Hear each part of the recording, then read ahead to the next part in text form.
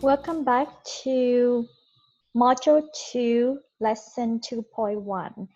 And the lesson for today is I am going to go over with you the there is a connection between passions and profit. This is what we're going over today.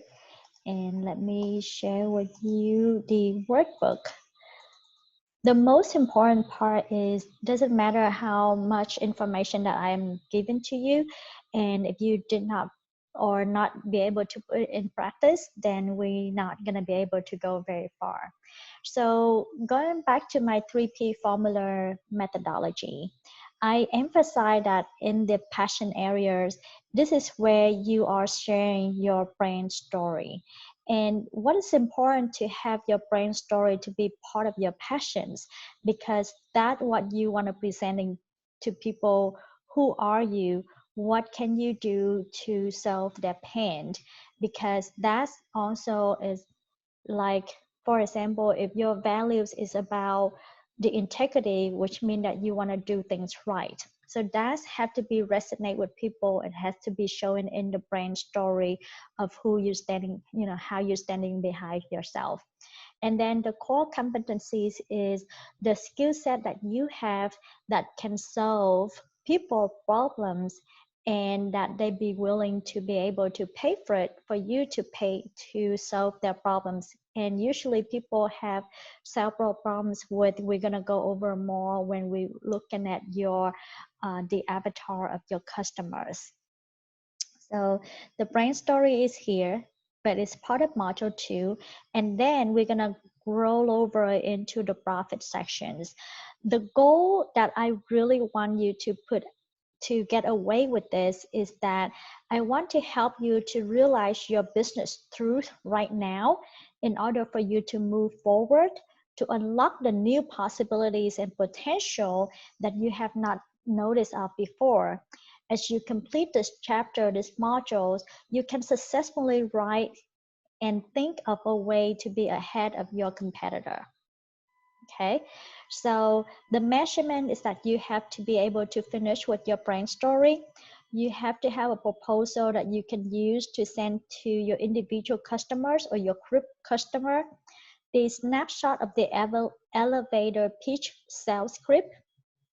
You will have a very clear definition of who your external customers and how do you attract the external customer coming to you.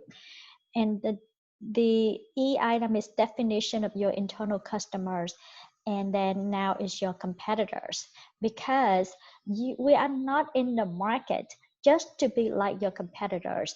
It's either we aspire to become the characteristic of your competitors have, or we want to be ahead of your competitors. And how can we go about it? So, and then we're going to have nurture and evaluation. We need to review and revise it all the time, because over time you may have the different brand story for different service line that you have. It's not going to work that you have multiple service line and you may just have one brand stories. So, or you may have multiple service line, but you have one brand story.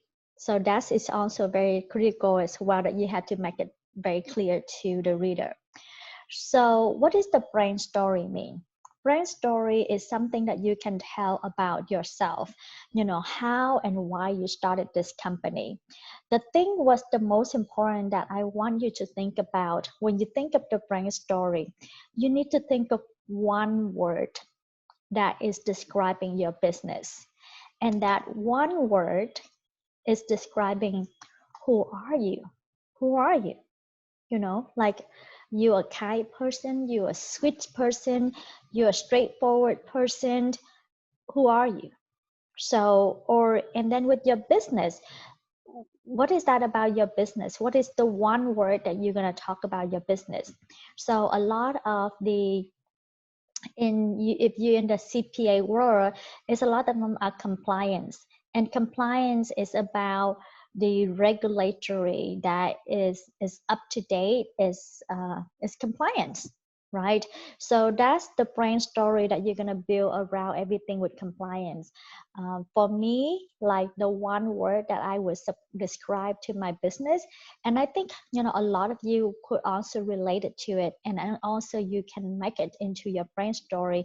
I have one word that describing my business, that is abundance.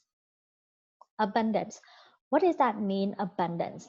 Abundance to me mean that I want to work with people to help them to have more abundance in their time by I put in the accounting technology into their company so that they can create automations, and then people now having more time. Or abundance, people also think about what money, right? So abundance is mean money is the profit that we can help them to generate all the expenses. Or I have the word abundance for abundance talent. What if I'm putting together and building their teams so that way their team is become richer and richer with more skill set. So the one word that describing about me, about what I work with my customers is abundance. So let's think about it for yourself. Okay. And the brand story is so important, and it needs to be in alignment with your values, with who you are truly. So with the brand story, we say you need to be different, you need to be attractive, compelling, but not manipulative. No manipulating. You need to be authentic. It's something that you feel so comfortable that you can just talk about it. You can close your eye and just imagine that is who you are. You be authentic, you be consistent, and the most important thing is no matter what, you want to build trust with people. With the brand story, you also want to provide a clear call of actions to people. When people hearing your brand, what do you want people to relate to you about? I mean, when people think about Starbucks, yeah, people is the call of action that they are going to get a cup of coffee. Or when you go into Amazon, that's like, well, of course, they're shopping for something that is, who knows, God know what they put in up there now these days, right? So just by hearing your company name or hearing about you, that is resonate with them, and it's create a brand that is provide clear call of actions. So a lot of the CPA or bookkeepers, people think about filing my tax returns, doing the bookkeeping, and so that is the call to action.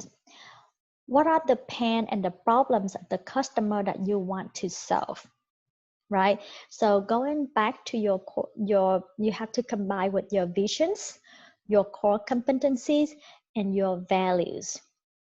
So like, for example, when it's come to my customers, what is my customer pain is very different. So I have not-for-profit entity who are suffering from having a multiple funds that they receive the government grant or they receive donations.